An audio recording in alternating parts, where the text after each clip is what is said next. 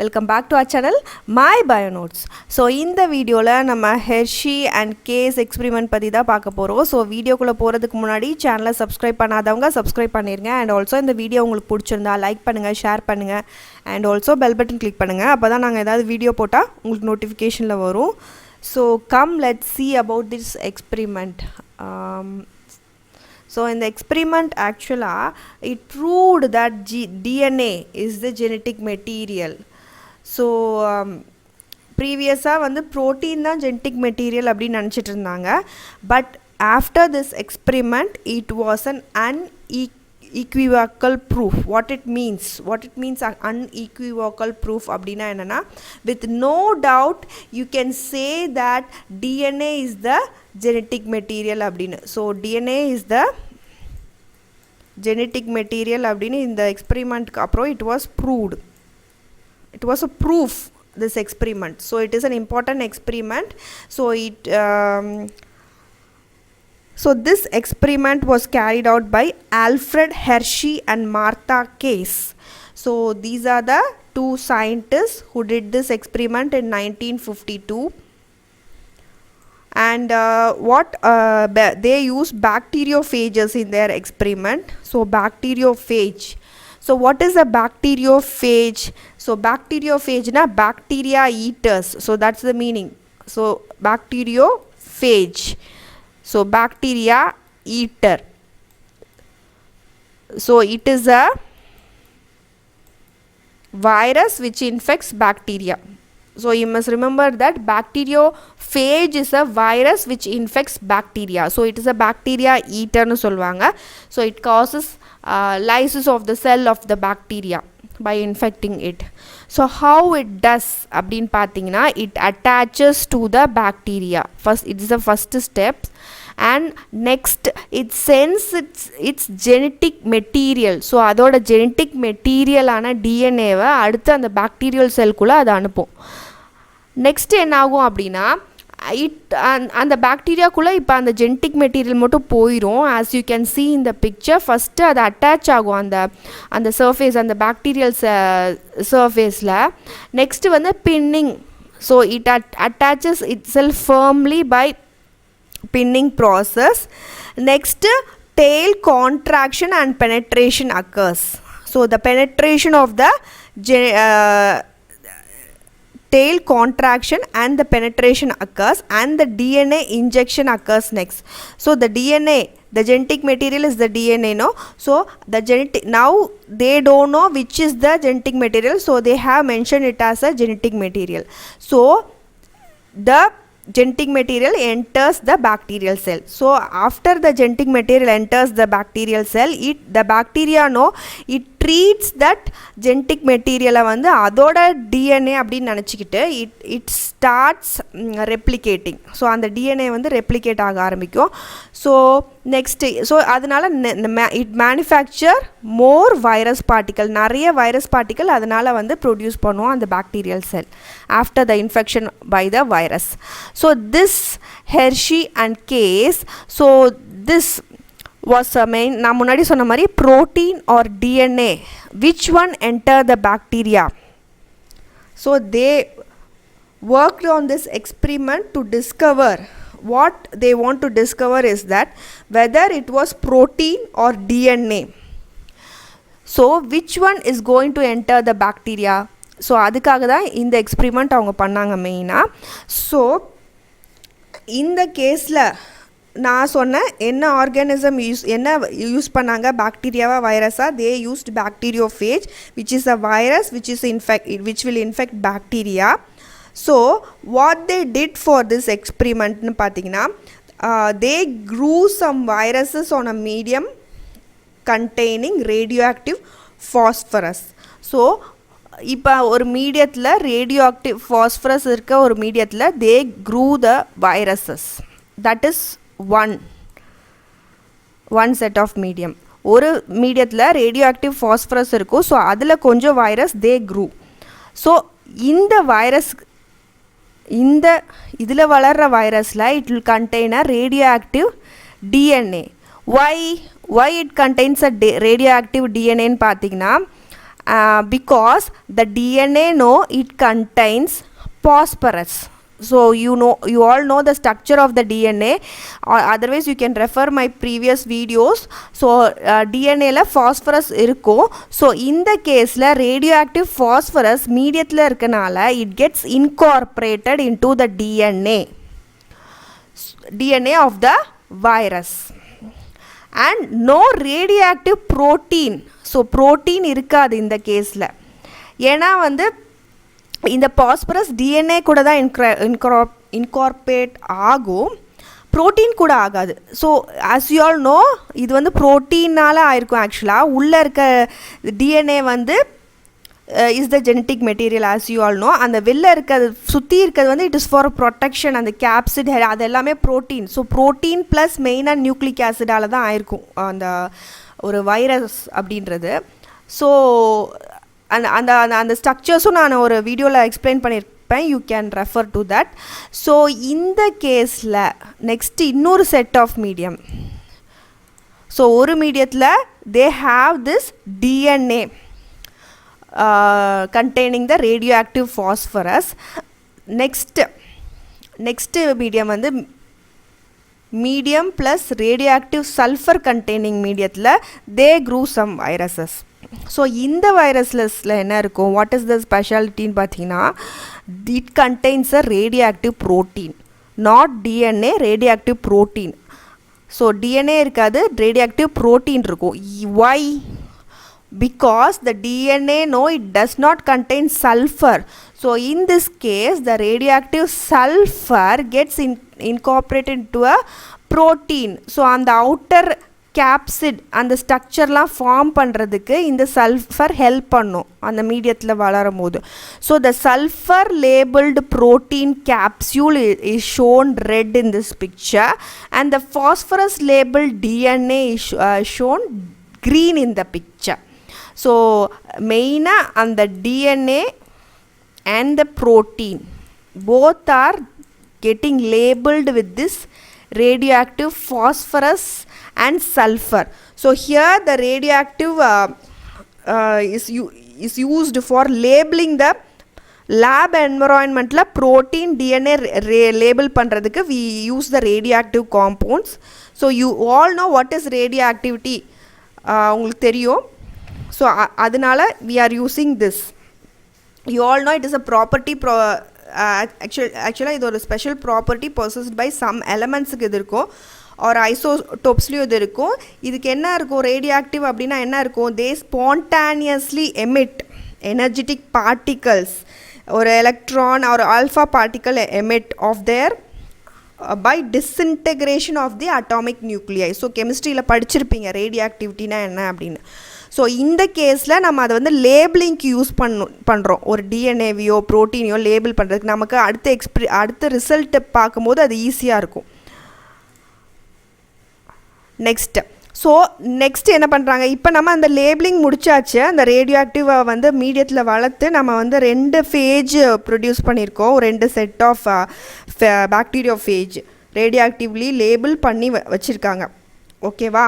So next what they are doing is radioactive phages, the 2 set of phages I said they are allowed to attach to E. coli bacteria. So now here they are using the bacteria E. coli. So இந்த கேஸில் infection நடக்கும், infect பண்ண விட்றாங்க அந்த பாக்டீரியோஃபேஜை. ஒரு பாக்டீரியாவை infect பண்ண விட்றாங்க. So உங்களுக்கு ஏற்கனவே படிச்சிருப்பீங்க ஒரு அந்த bacteriophage life cycle how it attaches. Here you have the host bacterial cell. First is attachment, penetration, biosynthesis, maturation and lysis. So what occurs here, first ஒரு phage ஒரு bacterial cell மேலே போய் உட்காரும். We have the phage DNA and also host DNA will be present. Next அந்த penetration, so அது land ஆன பின்னாடி அந்த டிஎன்ஏ மட்டும் உள்ளே அனுப்பும் ஹோஸ்ட் செல்குள்ளே. ஸோ அந்த வைரஸ் பார்ட்டிகல்ஸ் எல்லாமே பயோசிந்தசிஸ் ஆகும். Phage DNA replicates and phage proteins are made. நிறைய அந்த மாதிரி கேப்சிடு டிஎன்ஏ எல்லாமே ப்ரொடியூஸ் ஆன பின்னாடி it is assembled. So new phage particles are assemble. Then அந்த பாக்டீரியல் செல் லைசிஸ் பண்ணி இந்த ஃபேஜ் பார்ட்டிகல்ஸ்லாம் வெளியே வந்துடும். ஸோ இந்த மாதிரி இட் கெட்ஸ் அவுட். ஸோ இதுதான் ஒரு நார்மல் ஃபேஜ் லைஃப் சைக்கிள். இதை தான் வந்து யூட்டிலைஸ் பண்ணியிருக்கிறாங்க இந்த எக்ஸ்பெரிமெண்ட்டில். So now the infection occur ஆக வைக்கிறாங்க அந்த ஒரு bacterial cell, that is in E. coli cell. So நான் சொன்ன மாதிரி we have two set of bacteriophages. One is that radioactive sulfur labeled protein capsule and radioactive phosphorus labeled DNA. ரெண்டு bacteriophage நம்ம கிட்ட இருக்கு. ரெண்டுமே bacterial cell infect பண்ண விடுறோம். So இப்போ வந்து it will infect. So first step is infection. So next what we are going to do is, so as the phage infects the bacterial cell, we are removing the viral coats. They are removed from the bacteria. By what process? So எப்படி இதை remove பண்ணலாம் இந்த viral coats எல்லாமே பார்த்தீங்கன்னா by using a blender. So if you use a blender, the agitation process மூலமா we can remove the viral coats. So அதுக்காக blender use பண்ணுறாங்க. Next virus பார்ட்டிகல்ஸ்னோ are separated from the bacteria. So next virus பார்ட்டிகல்ஸை bacteria separate பண்ணுறாங்க. தனியாக separate பண்ணுறதுக்கு we are using centrifugation. So we are using two techniques. ஒன்று blender use பண்ணுறாங்க, இன்னொன்று வந்து சென்ட்ரிஃபிகேஷன் யூஸ் பண்ணுறாங்க. So we are using a blender and a centrifuge here. So the last step is centrifugation. So இதில் centrifugal force act ஆகும். So அந்த spinning மோஷனில் it gets separated into two. ஒரு ஆக்சுவலாக டியூப்பில் வந்து ரெண்டு இது நமக்கு கிடைக்கும் சென்ட்ரிஃபிகேஷனுக்கு அப்புறம். ஒன்று வந்து நம்ம கீழே செட்டில் ஆகி வர அந்த cell debris is known as the pellet. மேலே இருக்கிறத வந்து we call it as the supernatant. Sorry, so மேலே இருக்கிறத we call it as a supernatant. ஸோ இந்த கேஸில் என்ன ஆகும் அப்படின்னா, no radioactivity in the experiment with the S labeled protein capsule. There will be no radioactivity. அவங்க பண்ண எக்ஸ்பெரிமெண்ட்டில் there is no radioactivity in the cells, but radioactivity is detected in the supernatant. இந்த set of experimentல radioactive phosphorus labeled cells நமக்கு பண்ணோம் இல்லையா அந்த bacteriophage. So அதில் வந்து ரேடியோஆக்டிவிட்டி phosphorus செல்ஸில் இருக்கும், ஆனால் வந்து சூப்பர்நேட்டன்ட்டில் இருக்காது.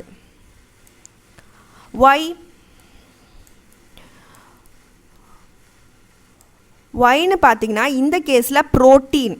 ஸோ இது வந்து என்ன ஆகுது, சூப்பர்நேட்டன்ட்டில் இருக்குது. ஸோ அதனால் ரேடியோ ஆக்டிவிட்டி இங்கே டிடெக்ட் ஆகுது.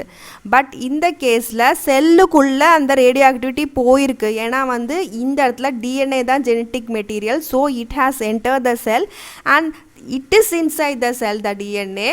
So the radio activity is detected in the sell. So we can conclude that DNA is the genetic material because we have detected radioactivity in the cells. செல்லில் இருக்குது. So செல்லுக்குள்ளே என்ட்ரான அந்த genetic மெட்டீரியலில் radioactivity இருக்குது, but no radioactivity in the சூப்பர்நேட்டன்ட்.